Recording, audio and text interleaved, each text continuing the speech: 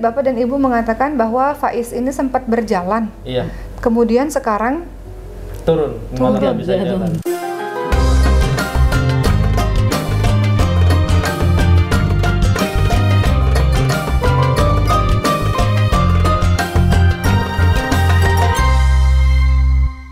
Assalamualaikum warahmatullahi wabarakatuh. Teman-teman semua, selamat datang lagi di episode Pejuang Nicu.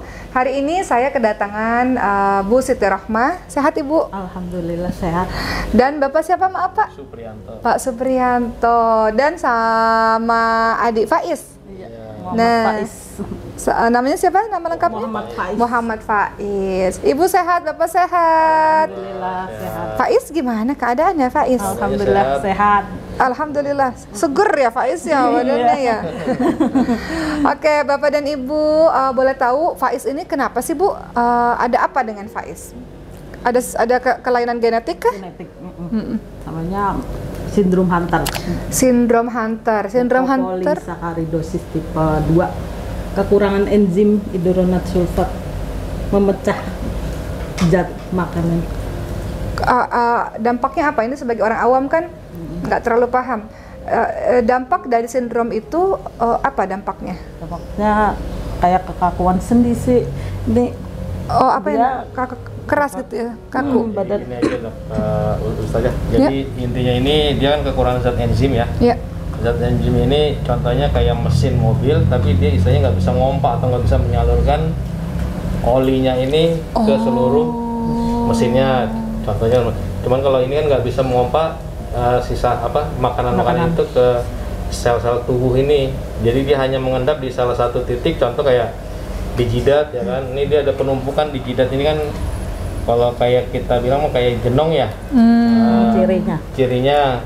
Terus yang kedua dahinya ini menonjol nih, beda dengan anak-anak normal ya. Oh, jadi ciri sindrom Hunter ada kepalanya seperti itu. Terus yang kedua juga cirinya ini di tengah sini kayak orang polip, dia ada hidung daging, sih. terus Hidung membesar. Hidung membesar.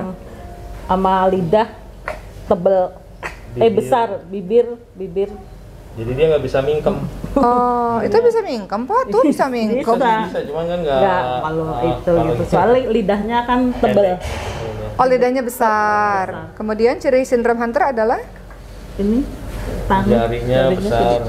jarinya besar. Oh, jarinya seperti orang dewasa ya? Iya. Oh Tadinya iya. kan gini Oh. jarinya, kalau di Google itu kan adanya gini ya. Tapi ini alhamdulillah udah mendapatkan enzimnya yang ke 119, ya udah agak lemas. Udah dulu mah. Oh, tadinya kaku begini. Kaku banget. Gini aja. Oke, kemudian ciri sindrom itu selain dari bentuk fisik seperti itu apa lagi, Pak? Hati membesar, Hati mau besar. hidrosefalus. Oh, Jadi ada cairan di kepala. Faiz ini termasuk hidrosefalus kah? Iya. Karena kan Ada kalau cairan. kita lihat biasa aja ya normal aja iya. gitu.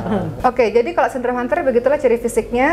Berakibat apa ketika Allah anugerahi sindrom Hunter ini? Akibat dalam kesehariannya seperti apa, Pak? Ya, satu terlambat bicara ya kan, kedua juga jalannya juga agak lambat. Tapi Faiz itu dulu umur 2 tahun itu bisa jalan. 2 tahun sampai Wah. 5 tahun jalan Ustazah. Jalan. Jalan biasa. bener. Oh, sama seperti yang lain dong. Oh, tapi sekarang Dia malah ada Sekarang kejang malah soalnya. Dari umur 1 tahun dia kejang. Dia dirawat di Budi Asih 3 minggu. Jadi seharinya kejang bisa 7 kali. Diagnosa pertama epilepsi, dan terakhir yang waktu panas terakhir itu dibawa ke IGD di Budi Asih. Itu ketemu sama muridnya dari Prof Damayanti, yaitu Dr. Ibrahim. Dia minta izin foto si Faiz ini. Silakan dok, saya bilang kan. Setelah difoto, hasilnya fotonya ini dikirim ke Prof Damayanti dan kami disuruh ke IMERI. Nah, disitulah baru kami dijelaskan tentang penyakit langka ini. Jadi terdiagnosa dia dari Agustus 2017. Jadi lahirnya sebelum Faiz kapan, Bu? Lahir? 2013 Oke. November. Tanggal 1 November. 1 November 2013 itu berobat di Budi Asih sampai 4 tahun sama fisioterapi. Dia emang terlambat, kayak jalan itu emang terlambat. Jadi berobat di Budi Asih. Dia sakit di IGD, ketemu itu Dokter Ibrahim. Ibrahim. Jadi tegak diagnosa ya MPS. Diagnosanya MPS itu setelah dijelaskan di IMERI. Karena sambil menunggu kan dia kan juga hasil tes urin sama tes darahnya kan Di Taiwan. itu dikirim ke Taiwan. Iya, 2 iya, bulan iya. hasilnya ya. 2 bulan Kurang ya. lebih 2 bulan. Dari hasil darah Dari itulah. hasil itu, Baru ketahuan kalau ketahuan punya sindrom penyakit Hunter. Oke. MPS ini. Ibu sama Bapak ketika kejang itu kejangnya itu seperti apa sih supaya teman-teman tahu dan mengantisipasi kalau ternyata anak mereka juga anak teman-teman juga mungkin ada kejang yang tanpa disadari gitu. Kejang tuh seperti apa sih? Kejangnya biasa aja sih, Bu saja. Oh, gimana tuh? Tapi dia abis itu kayak teriak sih, sadarnya teriak gitu. Kalau dia teriak, Kejang tuh maksudnya begitu ya? gini, Oh. gini gitu, matanya mendelik gitu. Tapi sadarnya dia kayak teriak gitu. Sehari Kejang- bisa 7 kali itu. Itu demam juga. Pertama-tama demam, tapi seterusnya enggak. Kesininya enggak, jadi Jadi kejang biasa. biasa. Oh gitu, oke. Tapi secara pendengaran, penglihatan semuanya baik-baik saja. Ini sindrom kalau dok- itu Kalau matanya dia silinder 4 ya, kanan kiri. Empat Terus ya, untuk kalau mata. pendengarannya dia berapa? 50 ya? pendengaran 50-60. 50 sampai 60 pendengarannya. Jadi sedang. Sedang Oke, dia. oke.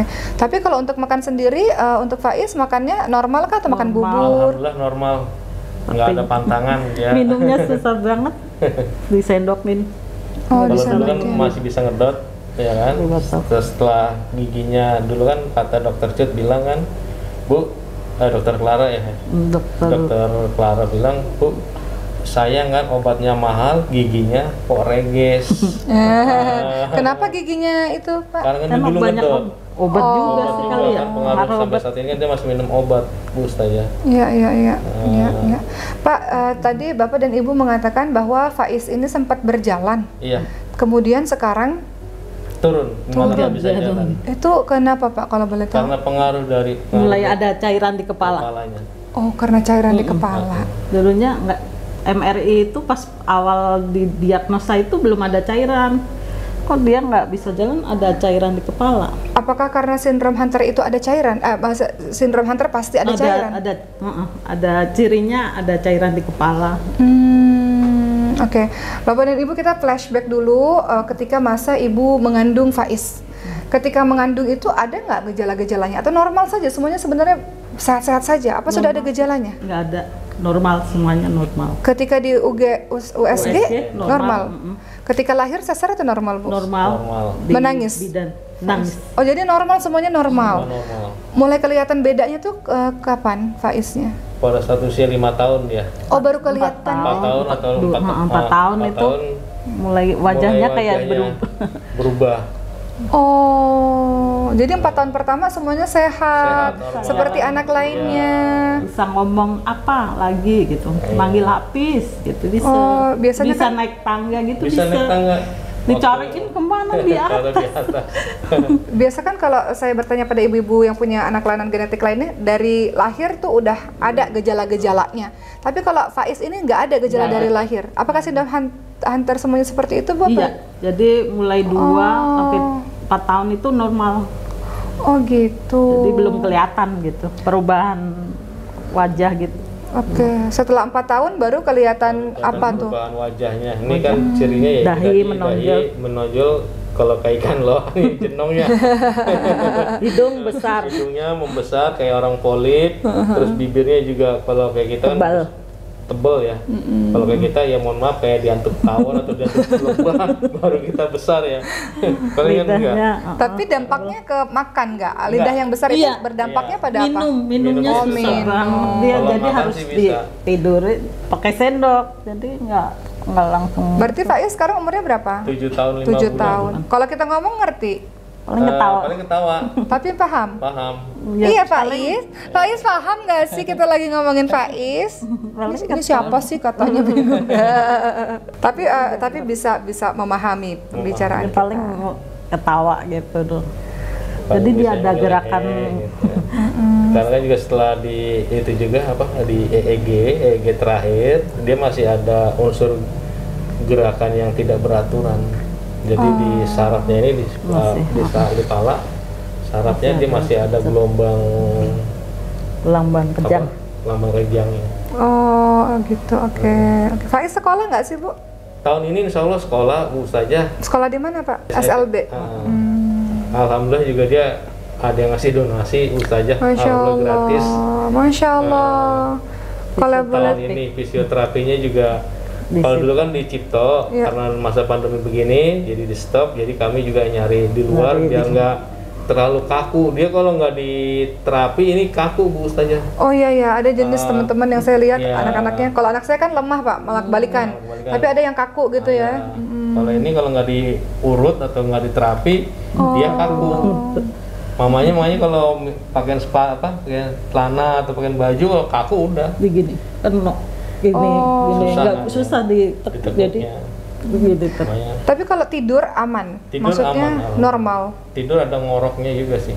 Tapi tidur malam normal kan, nggak tiba-tiba Bang, jadi dia gerakan yang tidak terkontrol, jadi gerak-gerak, jadi gitu. Kayak kaget entar bangun gitu. Oke. Selama berapa umurnya sekarang? 7 tahun. Selama 7 tahun bersama dengan Faiz, ada kejadian-kejadian nggak? Apa yang kira-kira tidak terlupakan dari Bapak dan Ibu selama mengasuh Faiz? Kakaknya dua-duanya, ini sama kakaknya dirawat dua-duanya. Jadi kakaknya yang meninggal dua-duanya. DBD, dua-duanya dirawat. Ini yang parah, tapi kakaknya yang meninggal. Jadi aku fokus ke Faiz. Jadi misalnya waktu dia sakit juga, kakaknya kan juga ikut sakit. Sama-sama DBD. Nah, mamanya Faiz ngurus yang ini, saya ngurus kakaknya. Jadi dibagi tugas. Tapi ini kan DB-nya dia sampai buang-buang air ya. Dia udah misalnya paling parah lah istilahnya. Sampai pupnya juga udah itu. Tapi yang mengalah malah kakaknya. Padahal kakaknya kelihatannya lebih baik. Lebih baik gitu. Tahun berapa itu Pak? Sekarang udah 6 tahun ya. Dia udah almarhum. Pas dia umur 2 tahun. Pas umur 2 tahun. Itu kejadian yang tak terlupakan ya, karena semua sakit bakungnya juga stroke, jadi semua pikir-pikir. Kepikir istilahnya kita hanya fokus Faiz. Si Faiznya aja ya kan. Ternyata Allah takdirkan kakaknya Faiz yang kembali duluan. Baik, sekarang ini Bapak dan Ibu, kedepannya kira-kira Faiz itu masih perlu apa ya? Ada pengobatan apa sih sekarang yang dilakukan oleh Faiz? Minum obat kah atau suntik kah? Apa yang dilakukan sekarang? Kalau Faiz sampai saat ini masih terus terang ya Bu Ustazah, dia masih minum obat anti kejang, dan 2 minggu sekali juga dia harus mendapatkan suntik enzim. Suntik enzim? Bukannya itu mahal ya Pak ya? Ya, itu obatnya aja karena kan sampai saat ini untuk penyakit langka yang di Yayasan MPS itu semua tidak tercover oleh BPJS. Oh gitu? Iya, baik susunya, ya kan? Itu karena juga, ada susu khusus ya? Karena ada susu khusus, itu juga sama Bu saja, itu juga nggak, karena kan susunya ini dari luar ya, itu juga nggak tercover, dan obat ini pun dia nggak tercover. Obat suntik enzim itu ya? Enzim itu berapa sih Pak biaya-biaya? Per 6 bulan 3M Bu saja. Hah? Per 6 bulan 3 miliar? Iya. Astagfirullahaladzim. Makanya nanti kalau dokter Cut kesini, boleh silakan tanya. Masya Allah. Sekali masuk obat berarti 100 lebih ya. Hampir dapat 1 mobil lah, 1 harga. Maksudnya gimana Pak? Kan jadi sekali suntik enzim nih. Sekali suntik enzim, itu harganya setara dengan harga 1 mobil. 150-an lah kurang lebih. Sekali suntik enzim 150 juta. Iya. Astagfirullahaladzim. Itu berapa kali dalam seminggu? 2 minggu sekali. 2 Dulunya minggu kan seminggu sekali, sekarang per 2 minggu karena masa Covid. Selama ini ketika Faiz suntik enzim dengan harga 150 juta itu dari mana biayanya itu Pak? Alhamdulillah pada saat kami dimasukkan sama dokter Cut dari yayasan itu langsung ada yang ngasih donasi dari iCap.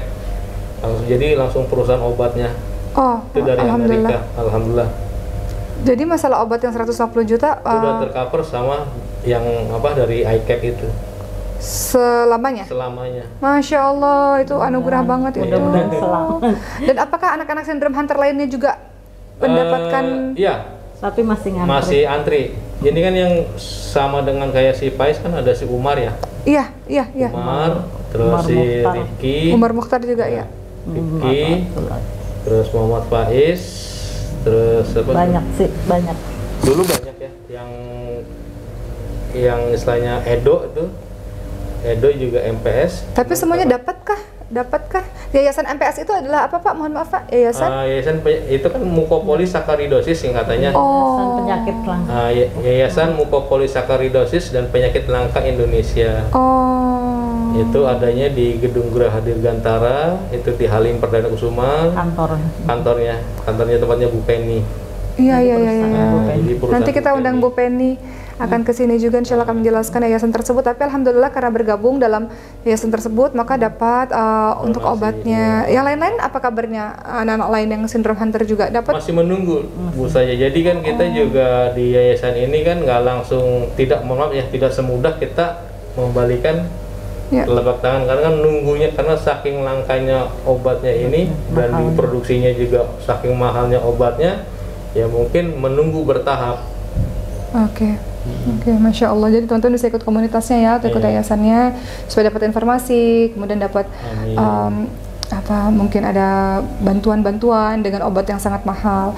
Bapak dan Ibu melihat ke depannya Faiz, apa yang ditargetkan oleh Bapak dan Ibu untuk masa depan Faiz? Ya kalau targetnya sih dia bisa sekolah ya kan, terus juga jalan seperti biasanya, juga bicara ya kan.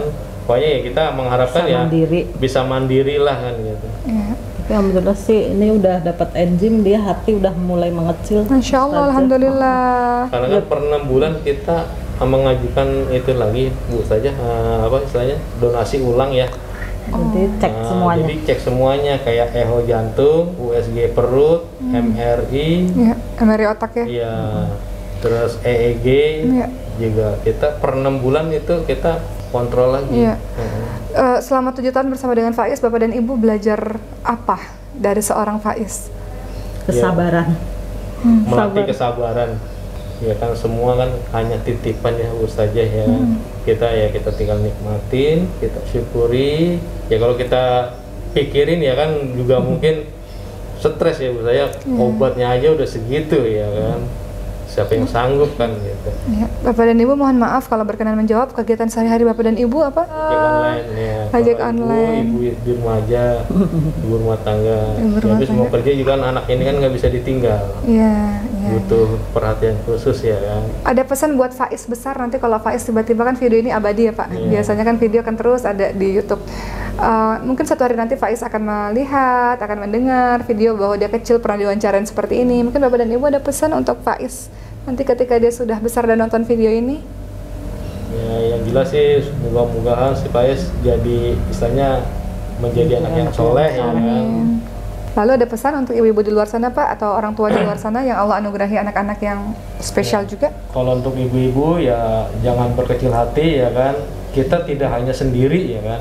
Masih banyak ya kita, jangan berkecil hati, karena di luar sana juga masih banyak yang melebihi dari anak-anak kita kan. Ya. Jadi Bapak mengajarkan pada kita untuk coba lihat ke bawah, masih banyak yang mungkin kurang beruntung dibanding dengan kita ya Pak ya, Bu ya. Faiz dengan keadaan seperti ini Bapak dan Ibu masih bersyukur luar biasa. Amin. Karena masih banyak yang kondisinya jauh di bawah Faiz. Alhamdulillah sekarang Faiz terlihat seger. Terlihat seger nih, kayaknya ngantuk mau bobo lagi apa gimana nih Pak Iski? Bawahnya gini. Oh gitu. Ya, alhamdulillah hari ini kita belajar banyak dari orang tua Faiz. Semoga ini juga mengedukasi teman-teman di luar sana, karena banyak juga Pak Bu orang-orang yang mungkin kendala biaya sehingga tidak bisa memeriksakan anaknya dan nggak tahu penyakitnya apa. Kalau nggak tahu penyakitnya kan berarti nggak tahu penanganannya seperti apa gitu. Mudah-mudahan dengan tayangan Pejuang Nicu ini, ibu-ibu, bapak-bapak semuanya atau menonton, yang teman-teman yang menonton tahu, oh ada loh yang namanya sindrom Hunter, ciri-cirinya begini loh. Kemudian penanganannya tadi sudah dijelaskan oleh Bapak, ada loh yayasannya yang insya Allah pengobatannya bisa tercover.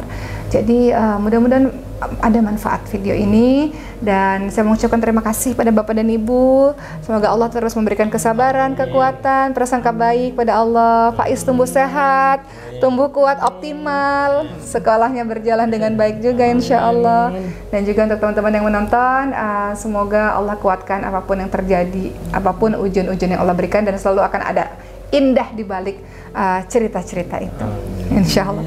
Terima kasih telah menonton. Insya Allah kita ketemu lagi di Pejuang Nicu berikutnya dengan cerita-cerita lain, anak-anak spesial yang sangat luar biasa, yang semoga menginspirasi kita semua. Saya Oki Setina Dewi, terima kasih. Assalamualaikum warahmatullahi wabarakatuh. Pejuang Nicu, spread hope, start from you.